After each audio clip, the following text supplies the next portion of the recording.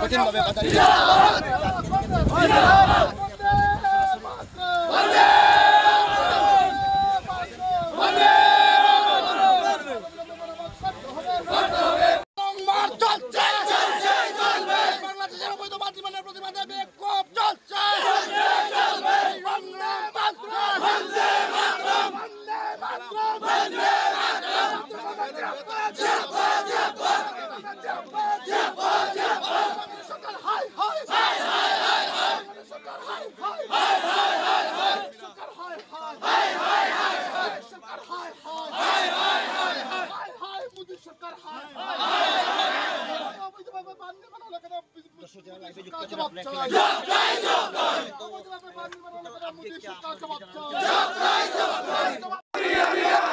লড়াই করবে কে? বাংলাদেশ বাদ দিল কেন? মোদি শাহ জবাব চাই, মোদি শাহ জবাব চাই। বাংলাদেশ সরকার হাই হাই, বাংলাদেশ সরকার হাই হাই।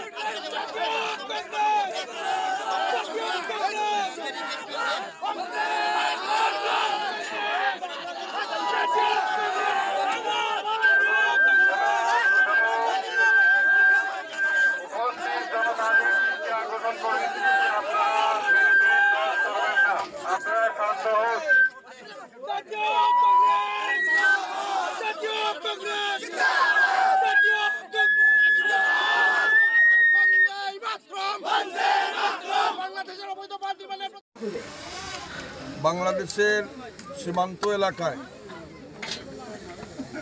অবৈধ বাঁধ নির্মাণের প্রতিবাদে এবং ভারতীয় প্রশাসনকে ঘুমে রেখে যেভাবে আলীনগর থেকে শুরু করে চাতলাপুর পর্যন্ত মধ্যে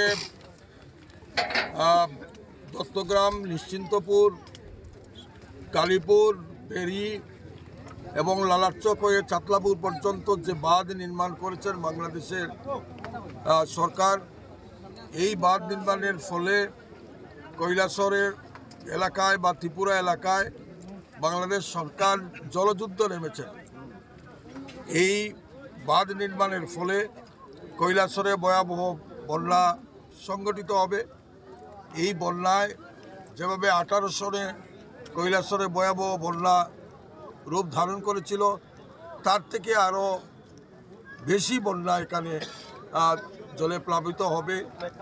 এখানে কৈলাসহর তথা কৈলাসহর মিউনিসিপ্যালিটি এলাকায় প্রায় আমরা লক্ষাধিক নাগরিক আমরা খুব আতঙ্কে আছি, যেহেতু প্রশাসনকে গুমে রেখেছেন এবং আমাদের সীমান্তরক্ষী বাহিনীর অদূরদর্শিতার কারণে এবং সীমান্ত রক্ষী বাহিনীর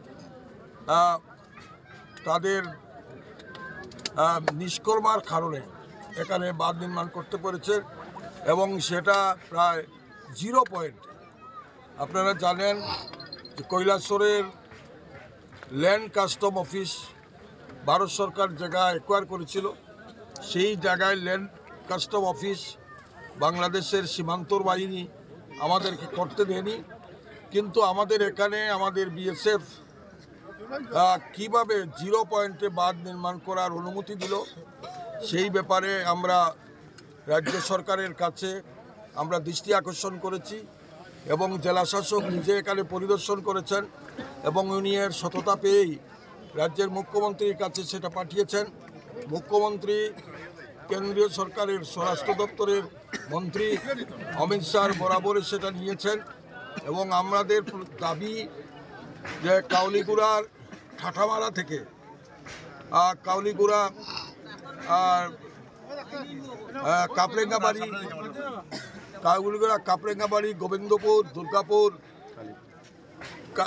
দুর্গাপুর হয়ে যেটা বৌলাবসা এবং লক্ষ্মীপুর, বর্বন, সফরিকান্দি, কালেরকান্দি, গোপীনাথপুর, কালীপুর হয়ে রাঙ্গাউটি, দেবীপুর পর্যন্ত আমাদের অংশে যে বাঁধ আছে সেই বাঁধটা গত 30-34 বছর হলো কোনো মেরামত হয়নি। সেই বাঁধকে আবার নির্মাণ করতে হবে, যেহেতু 7.5 কিলোমিটার জায়গা ত্রিপুরা সরকারের তরফ থেকে অ্যাকোয়ার করা হয়েছিল।